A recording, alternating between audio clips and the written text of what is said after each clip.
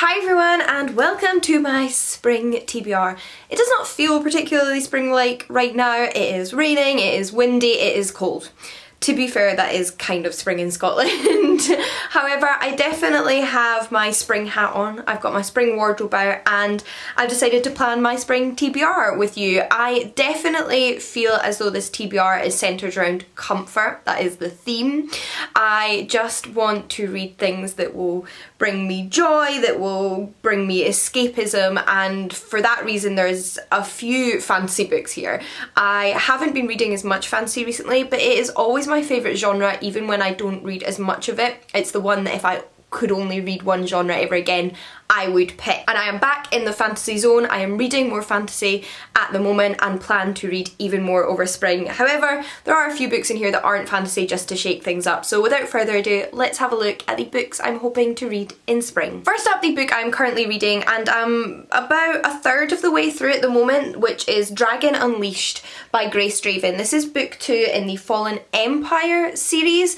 This is a fantasy romance series, but with quite a dense fantasy plotline. It doesn't skimp out on the fantasy world building or the fantasy plotline for the sake of romance. Not that I'm against that. I love a book that is purely romance, but if you want a sort of fantasy romance that has more intense drama, then you may want to look to this series. I really enjoyed book 1 but was very much looking to book 2 for more because it has dragons and I love dragons. So this is basically one of my favourite fantasy authors taking on dragons, and of course I'm going to be into that. So the plan of course is to finish it, and that really shouldn't be an issue. I'm also listening to the audiobook of Hollowpox at the moment by Jessica Townsend, which is the 3rd book in the Trials of Morrigan Crow series. This is a middle grade fantasy novel and it is probably the only fantasy series that has really given me that feeling I got from Harry Potter as a child from middle grade as an adult. It's the closest to that feeling, to that rich world building and magical escapism, but without being written by J.K. Rowling. So it's one I would highly recommend checking out even if you're an adult who doesn't tend to read fantasy. If you enjoyed a lot of fantasy as a kid, if you have nostalgia for that genre, you'd probably still really enjoy this as an adult because it's so well written, there's so much plot and mystery, and it is just so much fun. I'm loving book 3 as much as the previous 2 books and can't wait to see where it goes. That however brings us on to books that I haven't yet started. So there are also a few books in here that I've kind of made rough plans to buddy read with different friends, and I do hope those go ahead because I would love to share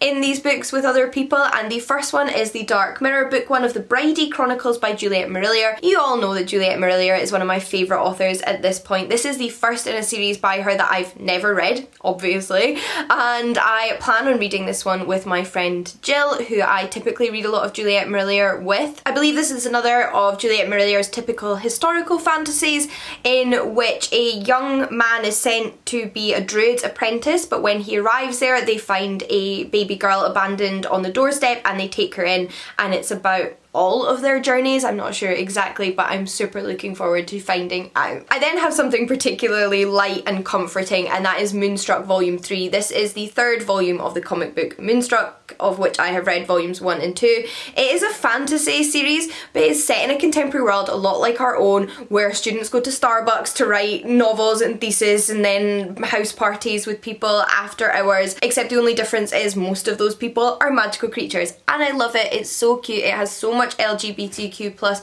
representation and it always brings me a lot of joy. In fact, on the subject of graphic novels and comic books, I was recently gifted The Prince and the Dressmaker by Jen Wang and really want to get stuck into it. It's obviously a bit of a chunkier one, but it's about a young prince who's also a drag queen and of course the dressmaker who knows his secret. I don't really know much else about it other than that, but that premise has me sold, plus the illustrations look absolutely lovely. One I actually have started is The White Mare by Jules Watson. So I got a little way into this one, maybe like 50 pages, but then decided to put it down because I was still struggling to get into that denser fantasy at the time and decided to pick up something a little bit lighter, a little bit more fast paced.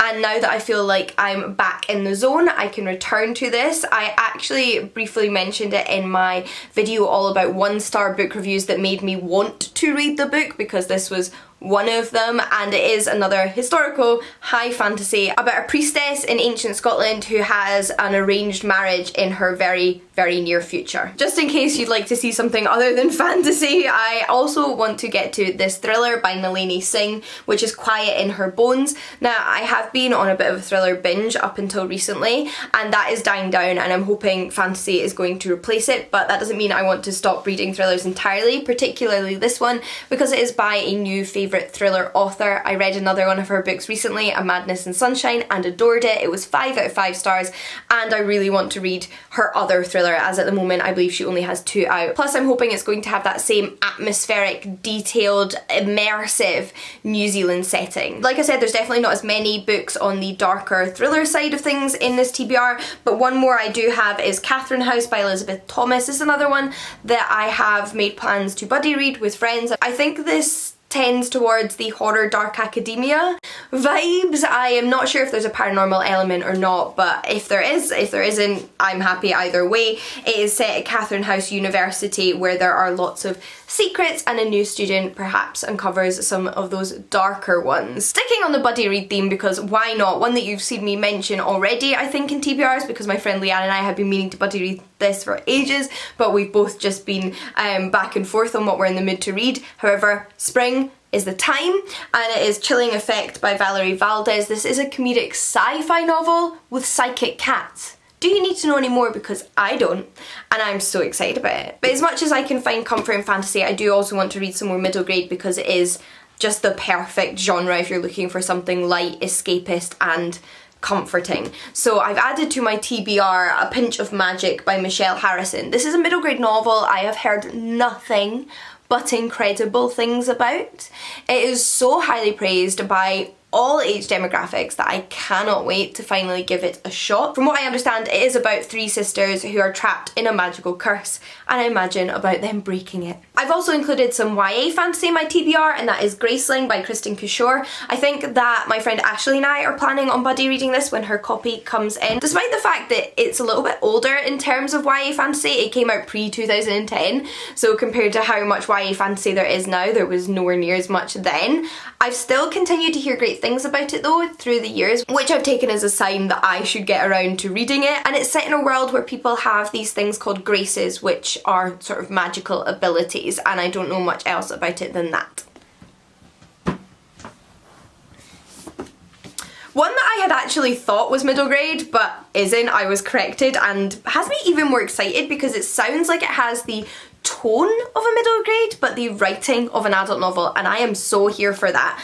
Is The House in the Cerulean Sea by TJ Clune, and I have heard such high praise from this book from all kinds of readers who read all kind of things and whose tastes don't necessarily usually align, so that is definitely saying something. It's about a man named Linus Baker who is sent to this orphanage that hosts 6 very dangerous magical children, I believe, to assess them. Don't know much more than that again, but I'm super excited. Then a fairy tale retelling just to shake up the fantasy somewhat. We have Rose Daughter by Robin Mckinley. Again, Robin Mckinley is another favourite fantasy author of mine, and she has actually written 2 Beauty and the Beast retellings, the other of which I have read, which is just called Beauty, and this one's meant to be a little bit different. She wrote this one a little while after the first, and I'm just super intrigued to see what she does the second time around. I love the concept that the same author has tackled the same fairy tales multiple times but done something different. Love that. Then we have something that is definitely not fantasy, and that is The Emperor's Babe by Bernadine Evaristo. This is a book I've been meaning to read for quite a few years now,